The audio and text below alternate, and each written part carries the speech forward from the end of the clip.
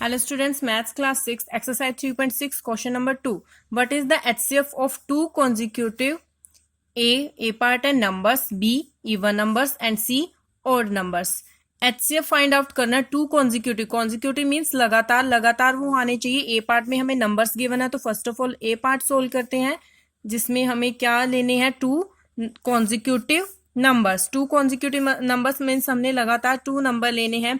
Consecutive means जैसे to के बाद थ्री यानी कि 2 3 इस टाइप से हमने टू कॉन्जिक्यूटिव नंबर लेने. तो आप कोई भी नंबर इस टाइप से ले सकते हो. जैसे 4 5 है कॉन्जिक्यूटिव नंबर, 6 7. हम यहाँ पे लेंगे 9 एंड 10. टू नंबर हम यहाँ पे ले रहे हैं 9 एंड 10. टू नंबर लिए हैं तो उनका हमने क्या फाइंड आउट करना है कि एचसीएफ क्या होगा. एचसीएफ निकालेंगे फर्स्ट ऑफ ऑल 9 का. 9 किसकी टेबल में आता है? 9 किससे डिविजिबल है? 3 से. 2 से डिविजिबल नहीं है 9, 3 से डिविजिबल. 3 3 जा 9. अब 3 1 3. 10 का निकालेंगे तो 10 2 से डिविजिबल है. 2 5 जा 10, 5 1. अब एचसीएफ निकालना है तो हम लिखेंगे यहाँ पे factors of 9 is equal to 3 multiply 3 multiply 1 and factors of 10 is equal to 2 multiply 5 multiply 1. 1 भी हम साथ में लिख सकते हैं. हाँ जी. अब फैक्टर्स, क्योंकि 1 सभी का फैक्टर होता है, कोई भी नंबर हो 1 उसका फैक्टर होता है, चाहे वो ओड नंबर है चाहे वो इवन नंबर है. 1 सभी का फैक्टर होता है. 1 की टेबल में सभी नंबर्स आते हैं.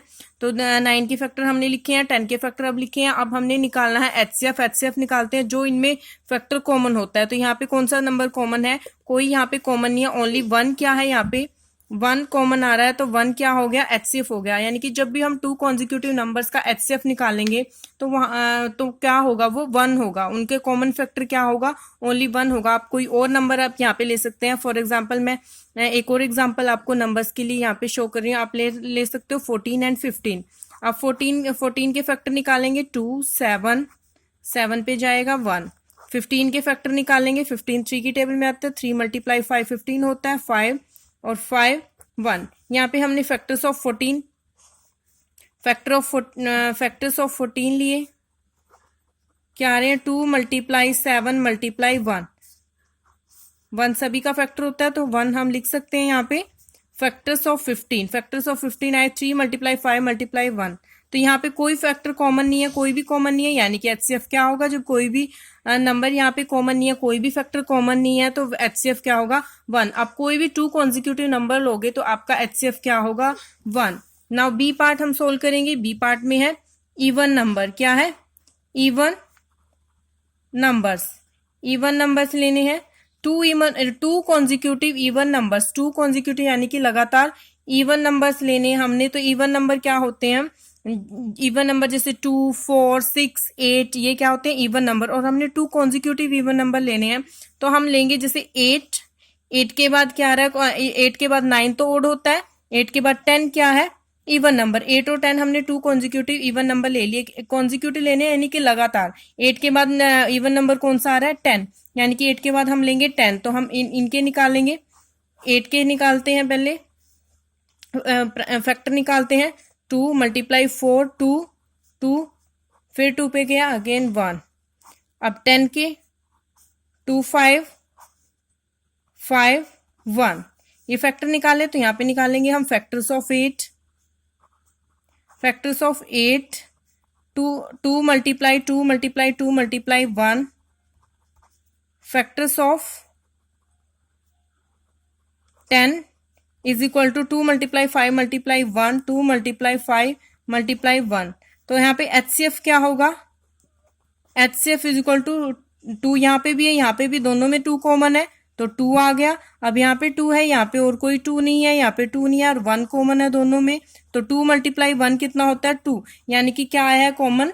यहाँ पे एचसीएफ क्या आया? इवन नंबर्स का 2. आप कोई भी टू कॉन्जिक्यूटिव इवन नंबर्स लोगे तो आपका एचसीएफ क्या आएगा? 2 आएगा. आप कोई अदर एग्जाम्पल लेके भी से ट्राई कर सकते हो, कोई और कॉन्जिक्यूटिव इवन नंबर भी ले सकते हो.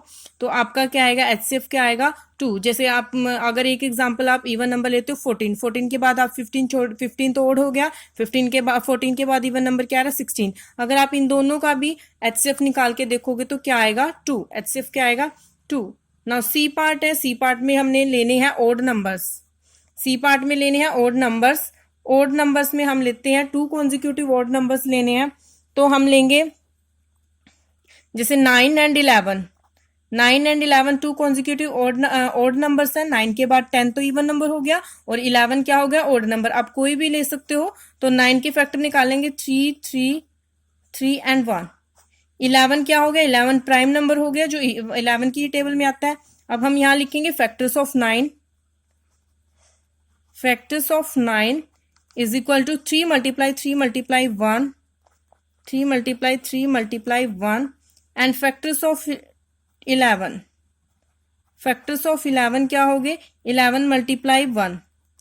तो यहाँ पे कॉमन एचसीएफ क्या होता है, जो इनमें कॉमन होता है, हाईएस्ट कॉमन फैक्टर, यानी कि जो कॉमन जो फैक्टर क्या होता है इनमें कॉमन होता है, वो हाईएस्ट कॉमन फैक्टर क्या कहलाता है, एचसीएफ। तो यहाँ पे कोई नंबर कॉमन नहीं है, 11 ऊपर नहीं है और 3 इसमें नहीं है, तो यहाँ पे ओनली 1 कॉमन है, तो इनका एचसीएफ क्या आया, 2 कॉन्जिक्यूटिव ओड नंबर्स का एचसीएफ हमेशा क्या होता है, 1 होता है। आप कोई और एग्जाम्पल ले लो, और एग्जाम्पल जैसे कि 15 क्या है, ओड नंबर है। 15 के बाद कौन सा ओड नंबर आता है, 17। 15 एंड 17 आपने लिए, तो आप इनका एचसीएफ निकालोगे तो क्या होगा, 1 होगा। आप कोई भी कॉन्जिक्यूटिव ओड नंबर्स उठा लो तो उनका एचसीएफ क्या निकलेगा, 1।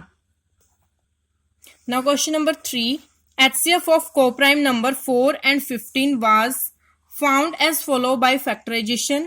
HCF निकाला गया है 2 कोप्राइम नंबर्स का, 4 एंड 15 का, जो क्या फाइंड किया गया है, क्या पाया है कि 4 इज इक्वल टू 2 मल्टीप्लाई 2, यानी कि 4 के 2 फैक्टर यहाँ पे आए हैं, 2 multiply 2 and 15 is equal to 3 multiply 5।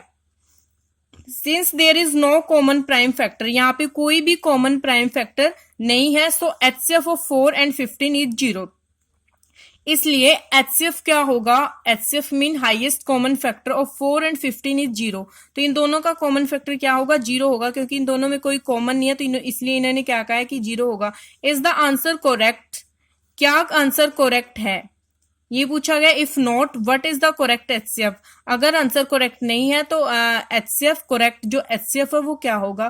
तो यहाँ पे जो आंसर इन्होंने कहा है कि जो इनका एचसीएफ होगा 4 एंड 15 का, इन्होंने कहा है एचसीएफ 4 एंड 15 के इन्होंने फैक्टर दिए गए हैं, 4 के फैक्टर है ये है एंड 15 के फैक्टर गिवन है।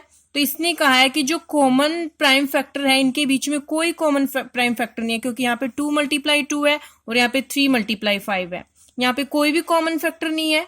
तो 4 और 5 का एचसीएफ क्या होगा, 0 होगा, क्योंकि जहां पे कॉमन फैक्टर नहीं होता तो वहां पे एचसीएफ 1 होता है। तो यहाँ पे ये कह रहे हैं कि यहाँ ये आंसर क्या है, इनकोरेक्ट है। आंसर क्या है, करेक्ट नहीं है, ये आंसर इनका गलत है, जो ये कह रहे हैं कि 4 एंड 15 का एचसीएफ क्या होगा, 0। 4 एंड 15 का एचसीएफ 0 नहीं होगा, 4 एंड 15 का एचसीएफ क्या होगा, 1, क्योंकि जहां पे कोई भी फैक्टर कॉमन नहीं होता वहां पे क्या होता है, कॉमन 1।